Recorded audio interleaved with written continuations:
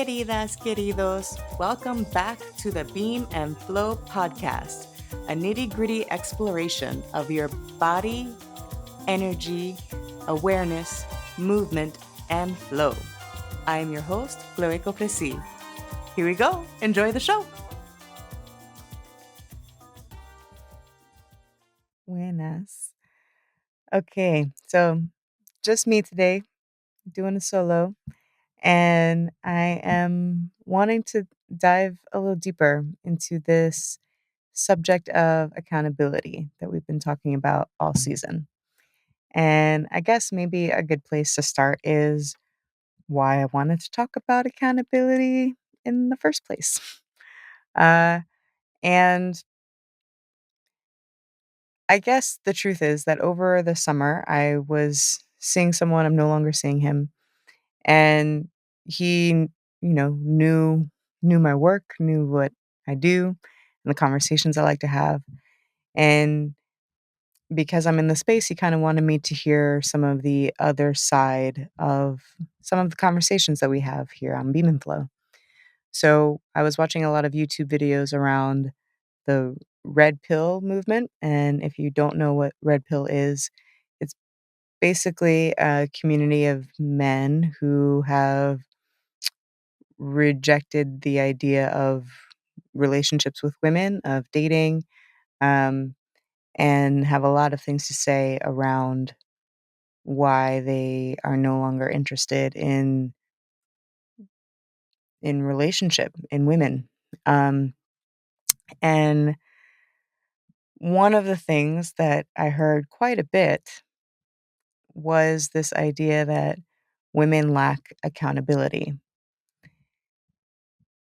Now, there's a lot of things that I heard in looking into the red pill community that I don't entirely disagree with.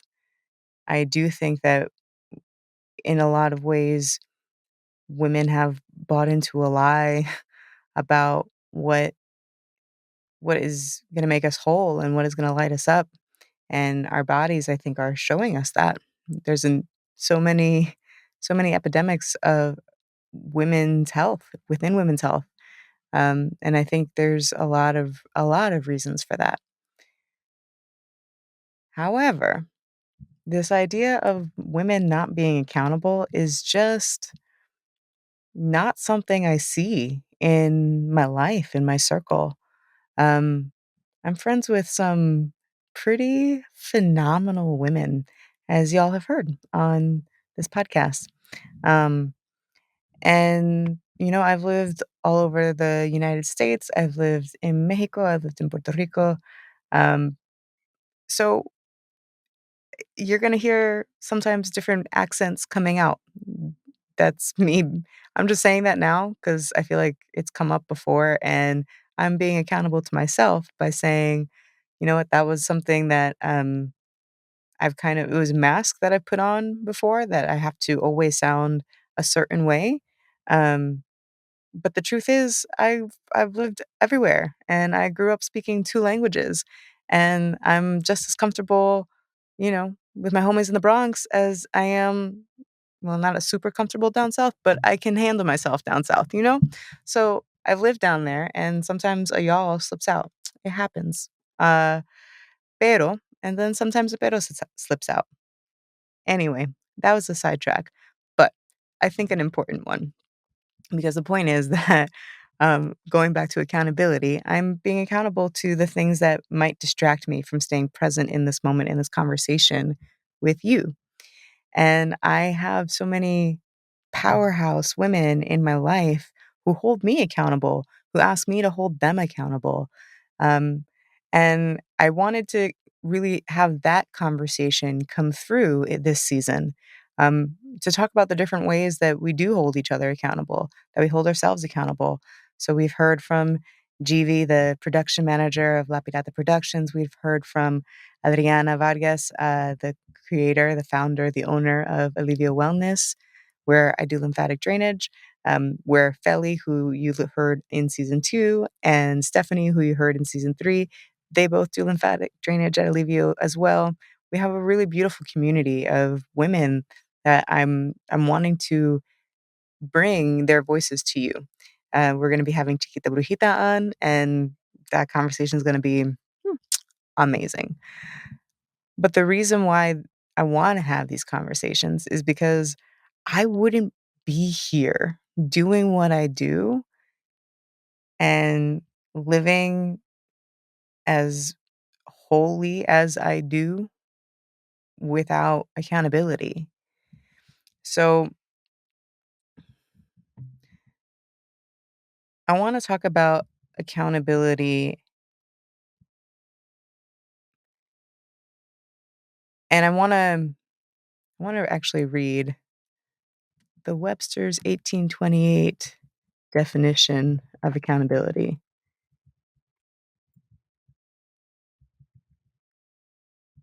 So, I went to a very small private schools for a lot of my early education, and one of the things that was really stressed and drilled into us was looking at primary sources and using primary source material. Um, so the English language has been and really made up to distract us from the truth. It is easy, easily manipulated and mutable. And so it's important to know what these words that make up the English language as we know it were intended to mean. Even if we are using words in different ways today, those words have vibrations. They are accountable to those vibrations. Okay.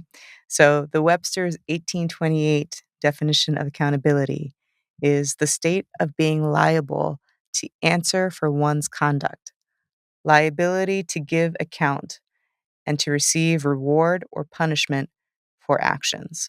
Okay, so let's take a look at what liable means because we're talking about the state of being liable to answer for one's conduct.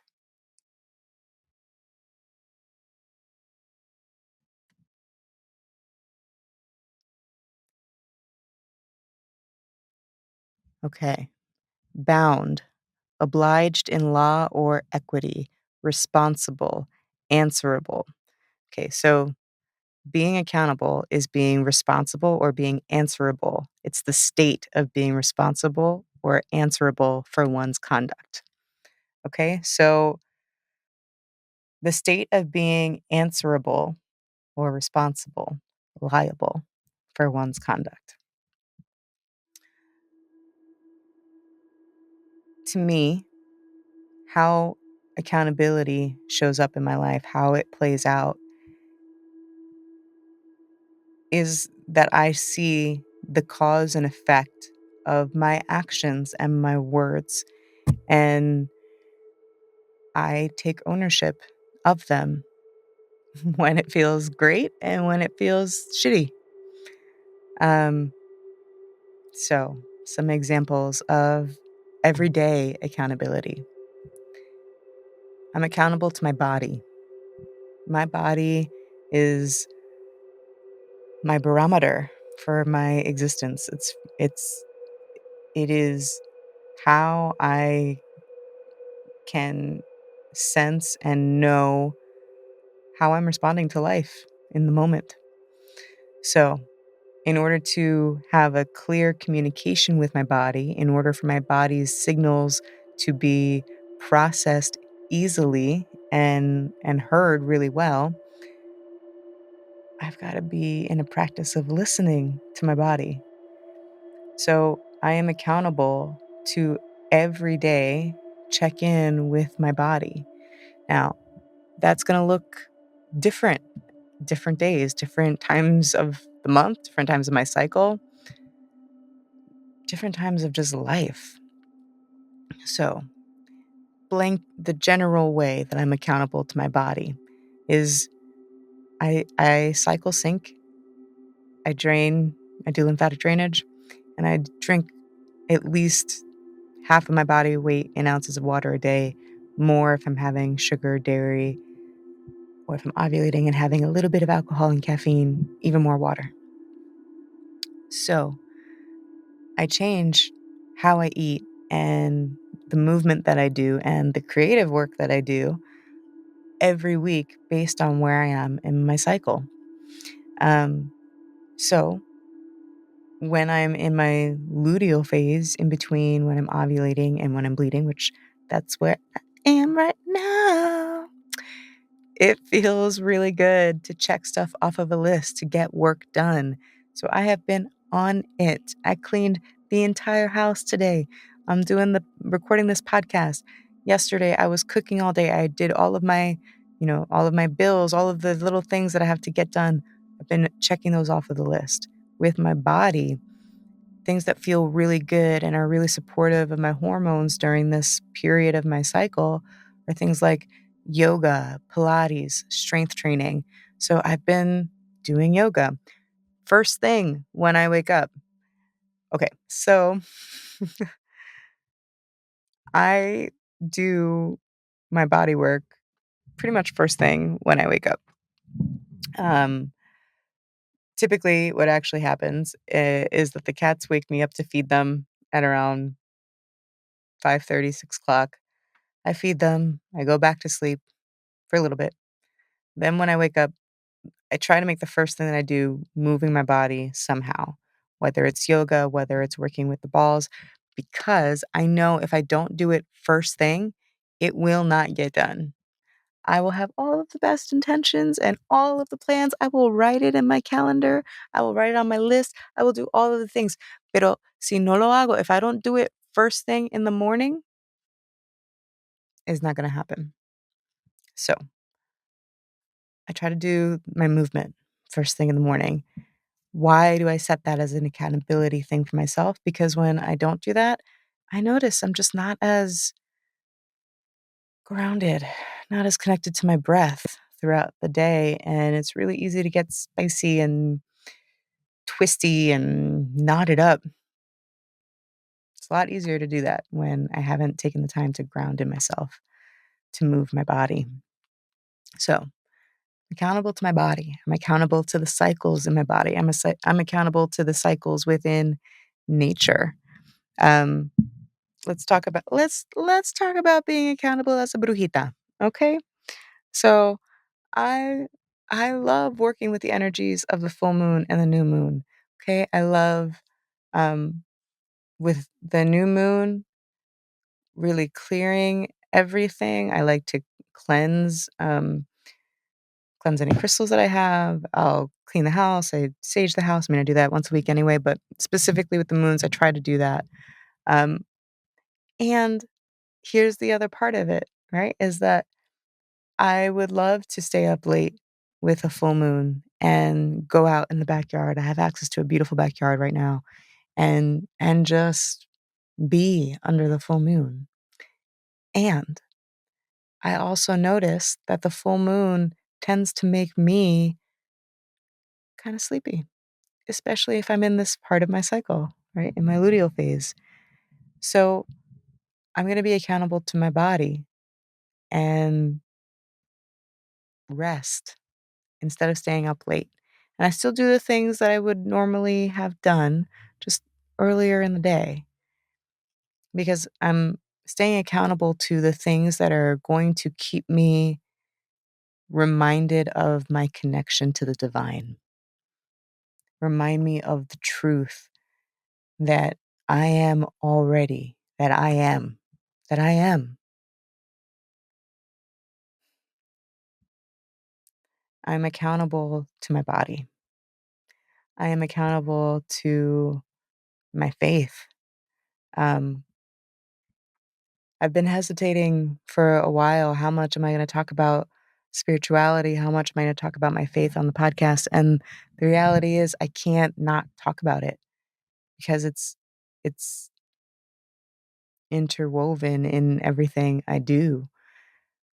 I know my life's purpose. I know why I'm here, and I'm accountable to that. Once you know why you're placed on this earth, when you're not accountable to that, when you're not taking steps every day to be in alignment with that, you feel it. You feel it in your body. I feel it in my body. I feel tired. I feel cranky. I feel stressed. I feel hopeless when I'm not in alignment with my true purpose. So I'm accountable to my faith. I'm accountable to making my life a living prayer, a living communion and connection with the Most High and with my ancestors because they're guiding me. They're the closest energies that are guiding me. And they went through so much so that I could be here living this gift of life. And I'm accountable to that. I'm accountable to their legacy. I'm accountable to my piece of the generational story, fabric. I'm accountable to that. My ancestors lived lives, so many thousands of lives, so that I could be here. So I am accountable to them. I'm accountable to the generations that are yet to come. So everything that I do comes back to love and inspiring joy for all of the struggles and the joy and the love that my ancestors went through and for all of all of it that we're going through now and for all of it that future generations are going to go through. Me being in alignment and accountable to telling my part of the story and living my part of the story is how I move forward in my life. You can't do that without being accountable. I'm accountable to my community, to my family, to my friends. I'm accountable to the people who hold me down. I'm accountable to my friends who have been there for me when I was going into surgery and had no one to stay with me. They came and picked me up from the hospital. They drove me to the hospital. Um, so when they ask me for help, I'm accountable. I say yes because I'm accountable to reciprocity in my friendships, in my community, in my family. I'm accountable to my part of that energetic exchange. All right, so let's get into some of the grittier stuff, right? The nitty gritty in this exploration. Whew. Okay. Some of you are probably gonna want to have some words with me after this one, and that's okay. We can have the words. We can have the exchange. That's what this is for. That's what I'm here for. Okay. So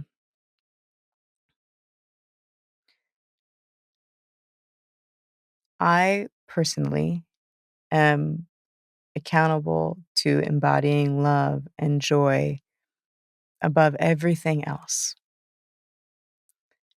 And that isn't a magical thinking, bypassing way of being. It's actually saying, I'm going to be in the thick of the pain and the messiness. I'm not going anywhere. I'm going to do my best to see with the eyes of love and to speak with the mouth of love. Now, I fully admit I don't have this all figured out. I'm practicing at this just like everyone else. But how do you stay accountable when you are disrespected? Mm, mm, that's tough. For me, that's tough. So I had a therapist years ago, I was going through a nasty breakup, and I was also in the midst of a really deep depression, season of depression. And I was calling my therapist from my bathtub, not a video call. He couldn't see me, but I was calling from my bathtub, crying, so angry. And I wanted to tell this dude off, my ex at the time. I just wanted to say all of the things that I never actually said because, as I told my therapist, if I really let myself go there, if I really say all of the things I wanna say, if I act the way that I wanna act, if I really let myself get into that anger, I will be feral. Like, I will scratch somebody's face off. I know I can get there. I know I can get there, so I don't go anywhere near it.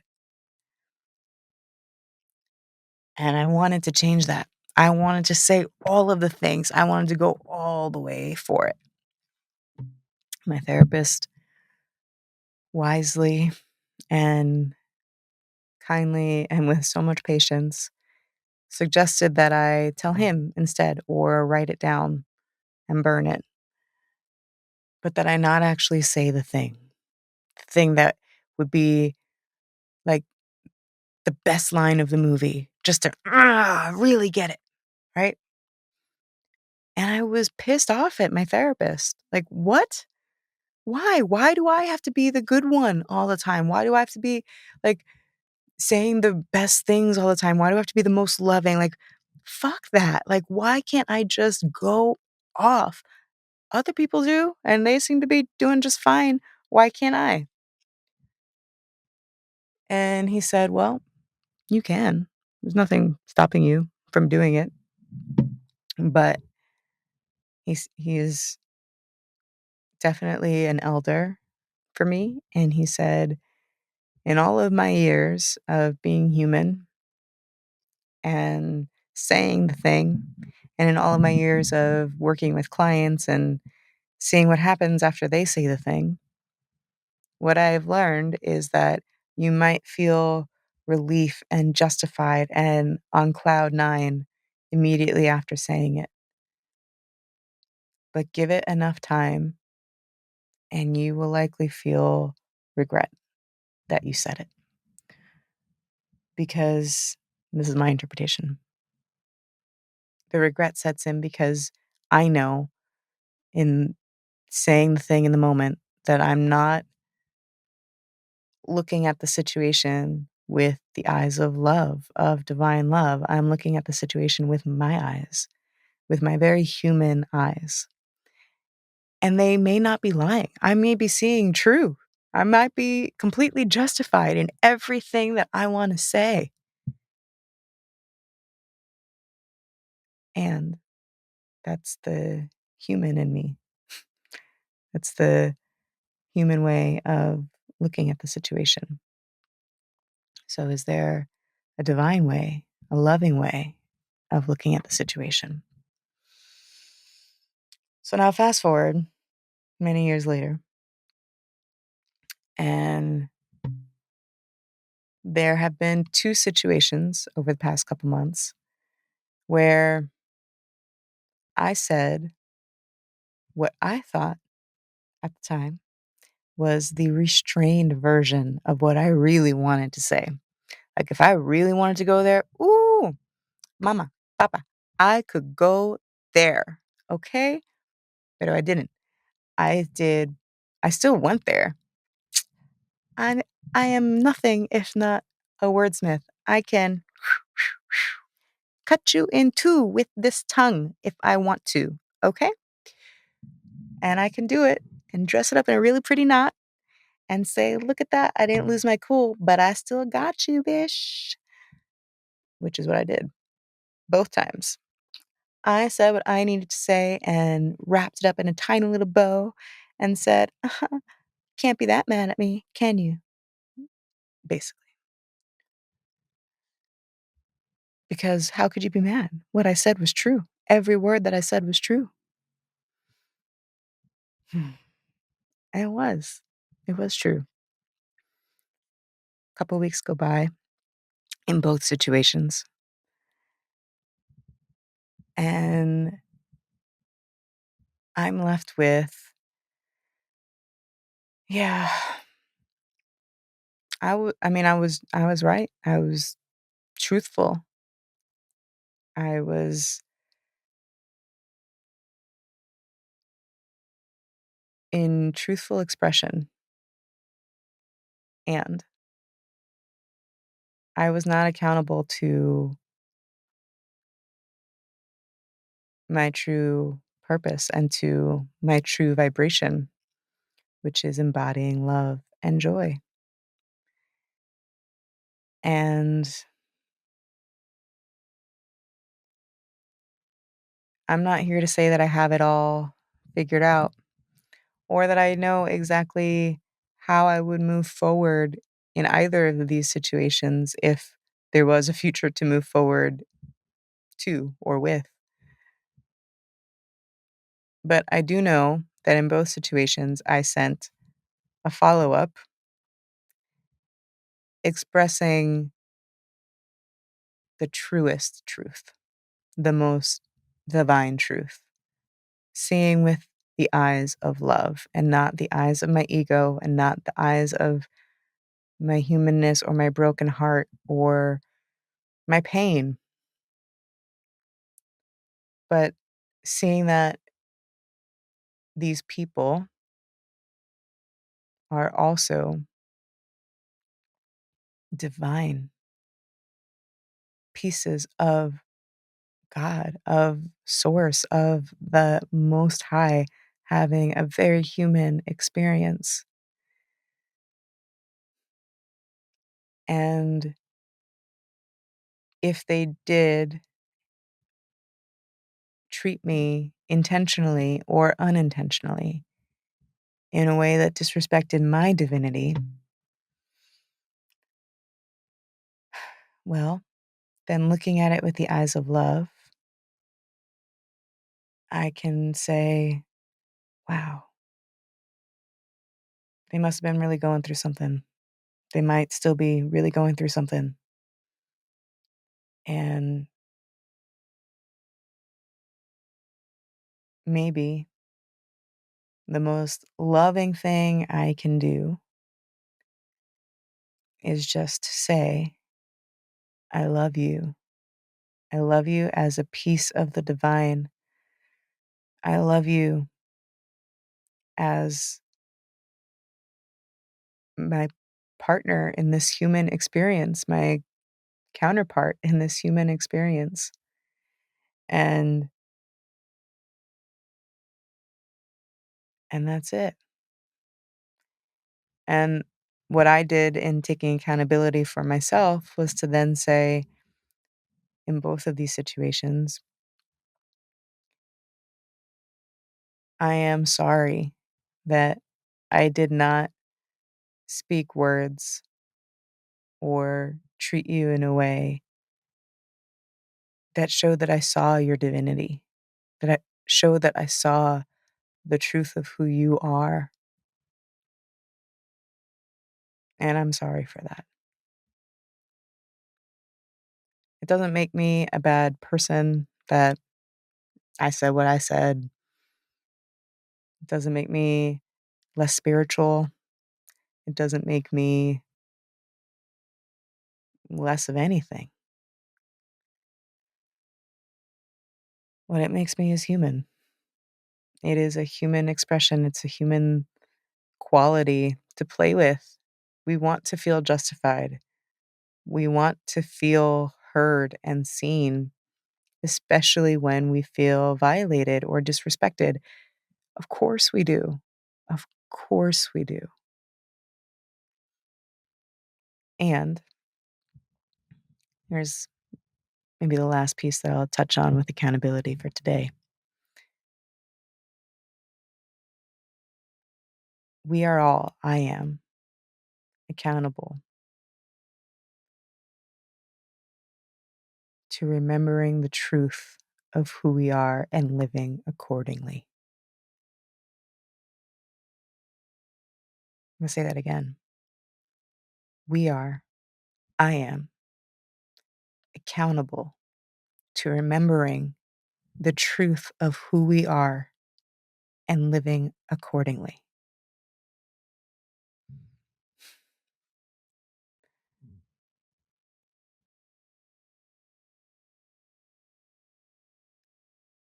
In those moments when I want to go feral, I want to scratch somebody's face off, when I want to read them like they have never been read before, in those moments,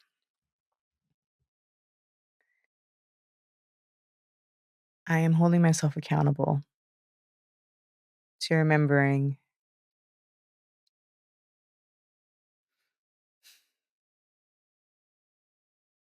that I am the queen of queens. I am the empress. I am la hija del pirata. I am la que sabe. I am this particular expression of the divine, of the Most High, having a very human experience. And nothing about how anyone else is having their human experience, nothing about how anyone else is humaning, or nothing about how other people forget their truth, forget their divinity, and how they treat me as a result of forgetting. None of that changes the truth that the source, God, the universe, the Most High, and I are one. Always. Period. Full stop. We are one. No matter what I do, whether or not I remember it, that is the truth. And so when I remember it, I am tapping into my full power. I am able to take responsibility. I am able to live in a state of being, of answering for my actions and for my words, because I know that I am always. So, queridas, queridos, let me leave you with this in terms of accountability. Siempre recuerdas, always remember who you are and live accordingly. Siempre recuerdas.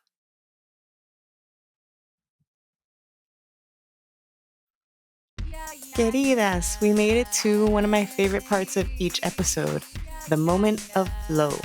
I love poetry. I love words and rhythm, and how when you mix the two, you get into a beautiful state of flow. And so I want to leave you with that at the end of each episode. So here it is, your moment of flow. So for the moment of flow this week, I wanted to read this poem that I wrote in March of 2016. I was living in Staten Island at the time. I was riding the ferry I remember I was riding the ferry one morning. I was writing in my journal, and one of the men who worked on the ferry asked if I was writing a poem. And I smiled and said no. And then I thought, well, why aren't I writing a poem? I mean, I can. So I wrote this poem for him, and I gave him a copy of it as I walked off of the boat. And I will never forget the look of surprise in his eyes. So here it is. It's called For My New Friend. The sun shines, warm life floods my face. I feel tears inside my eyes, ready to burst forth, cleansing pain, sorrow, loss. Songs of my life press through and against my heart. My body wants to swirl and spin like a dancer whose energy shoots from her toes, sending a cyclone of light through the multiverse. I am part of the all that is, and the all that is, all that was, all that will be, is part of me. I feel their spirits, am reawakened to the great mystery, the unknown magic of life being lived.